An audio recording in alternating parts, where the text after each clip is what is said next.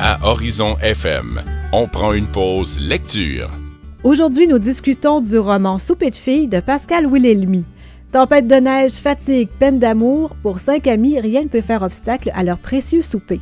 Dans une suite de courts textes, Pascal Wilhelmy nous invite dans l'intimité de ces rencontres sacrées qui partent souvent dans des directions imprévues, qui mènent au cœur de conversations tantôt profondes, tantôt légères. Souper de filles, c'est la célébration de ces amitiés qui survivent au rythme effréné de nos vies et à nos différences. J'accueille en entrevue Pascal Wilhelmy qui signe donc ce livre que j'ai eu tellement de plaisir à lire. Oui, parce que je me suis plongée dedans et ça m'a pris 2 petites soirées pour passer à travers. Non, c'est vrai, j'ai beaucoup aimé ce livre, Pascal. Alors tout d'abord, bonjour. Hey, c'est une super belle introduction. Bonjour, merci beaucoup. C'est le fun, ça fait du bien d'entendre ça. Oui, mais il faut dire, j'avais déjà lu de vos romans précédents et je trouve que vous avez une très belle plume, très sensible. Et c'est encore le cas cette fois-ci avec Souper de filles. Et Souper de filles, ben, ça raconte justement les soupers qu'on a avec nos amis. Et évidemment, là, il y a une part de vérité dans ce que vous écrivez. Oui. Il y a un petit peu de fiction aussi.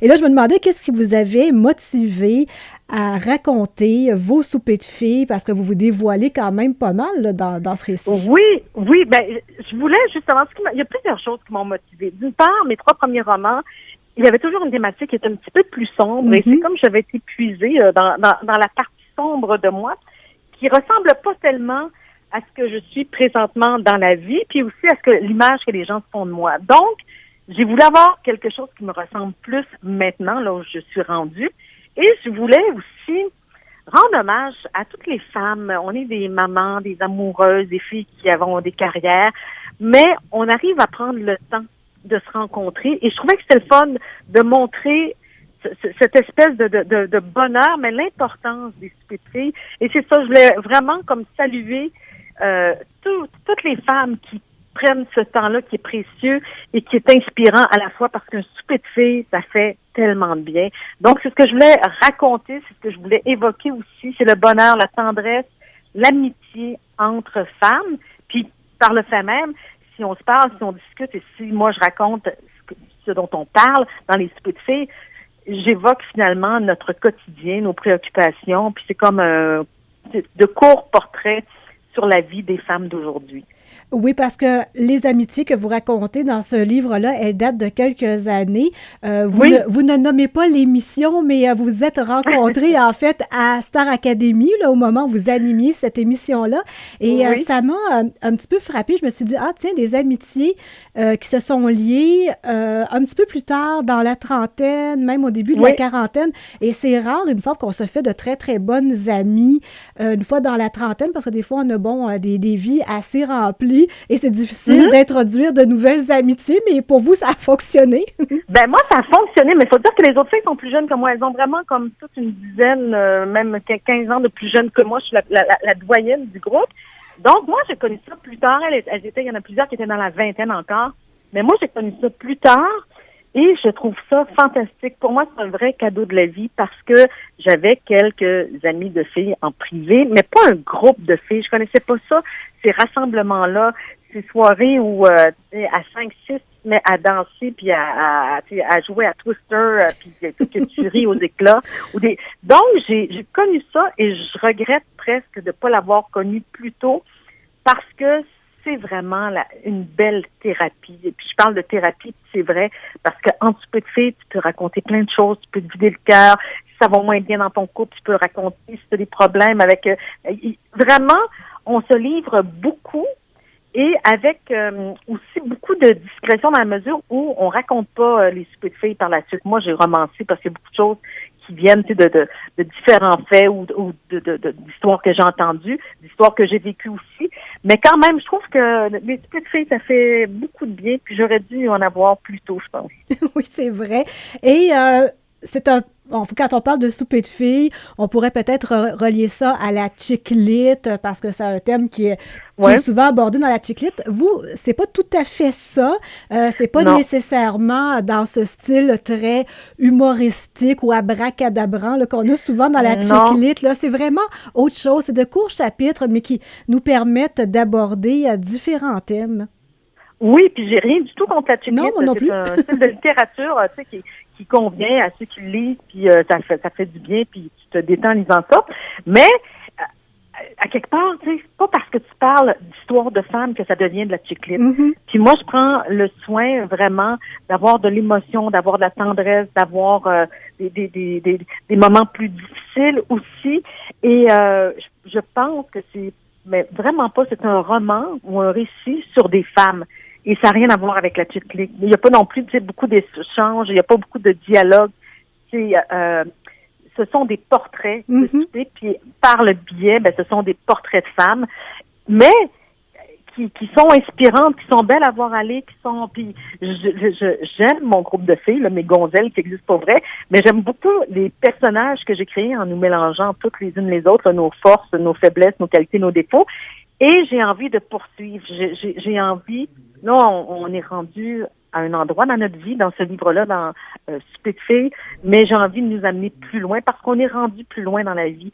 Et j'ai envie d'en écrire un deuxième, il est déjà commencé d'ailleurs, mais sur la vie, comment elle nous surprend, parce que ce premier Souper de filles-là, on est tous célibataires, on a toutes des ambitions de carrière, de vie, amoureuses aussi, puis de celles qui promettent ne jamais avoir d'enfants, dans le deuxième, elle va peut-être avoir une grosse surprise aussi parce que la vie est faite de ça, de ces surprises-là. Puis il n'y a rien qui est, comment dire, il n'y a rien qui est immuable, il n'y a rien qui est coulé dans le béton dans la vie. Et moi, l'époque que je raconte dans Souper de filles, c'est l'époque où le seul moment dans ma vie où j'ai été vraiment célibataire et le moment où je me disais, c'est ça, puis je suis rendue assez vieille que la prochaine personne que je vais rencontrer puis que je vais aimer, ça sera un bon compagnon de vie, ça sera un ami.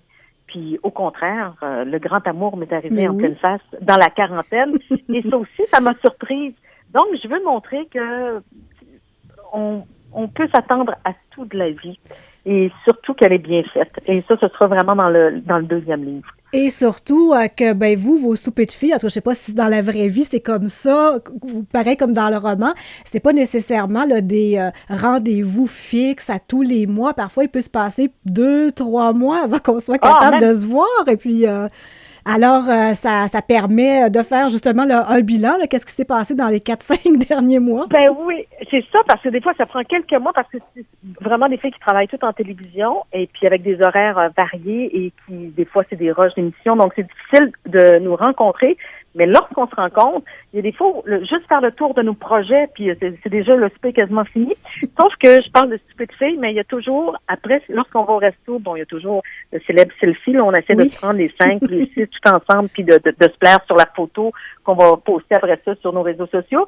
Mais il y a toujours aussi la conversation de trottoir. C'est tellement, on parle tellement, puis on sort du souper, puis on a l'impression que tout a été tellement vite, puis qu'on ne s'est pas tout dit, que des fois, on peut rester une demi-heure, 45 minutes sur le trottoir à finir la conversation. Oui, ça, c'est vrai. Ou à faire, et c'est le fun parce que on a besoin de ça, on a besoin d'en parler. Puis souvent, c'est pas vrai, c'est tout le temps, on rentre chacune chez soi, à la maison, et là, on ouvre notre ordinateur, puis on va sur notre groupe secret Facebook, et là, on se dit, quel bonheur, comme ça a été agréable, comme on était bien, et on s'écrit. On s'écrit puis on se remercie du souper qu'on vient tout juste de traverser, là, mais on en a besoin de ça aussi.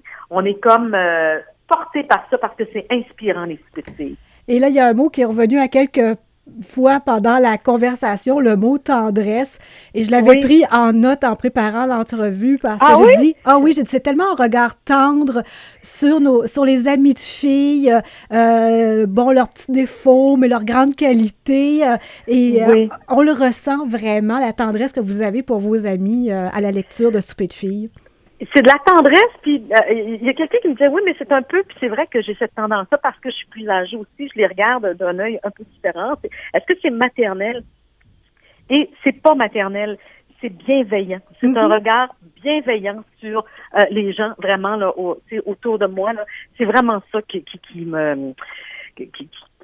qui me touche, c'est de les voir aller, de les voir évoluer, de les voir grandir. J'adore ça. Alors, Pascal, je vous le répète, ça a été un réel plaisir de lire ce roman-là qui s'appelle Souper de filles. Et si on n'en a pas organisé un depuis longtemps, ça va nous donner envie d'appeler nos chums de filles et de s'organiser un souper. Oui, ça fait du bien. C'est le plus beau compliment qu'on puisse me faire, ça, d'ailleurs. C'est de dire, hey, tu m'as donné envie d'avoir une gang de filles et de faire des soupers de filles. Alors, Pascal Wilhelmy, merci beaucoup. On va attendre avec impatience le prochain, la suite. Mais en attendant, on peut aussi dire qu'on peut vous suivre sur votre site Internet qui s'appelle lebeaulebonlebien.com, qui est très joli aussi. C'est vos coups de cœur. Ah, ben merci. Écoute, je suis heureuse dans ce que je fais. Fait que je sème à tout vent. Et voilà. Alors, Pascal Wilhelmy, merci beaucoup. Un gros merci. Merci encore. Bye.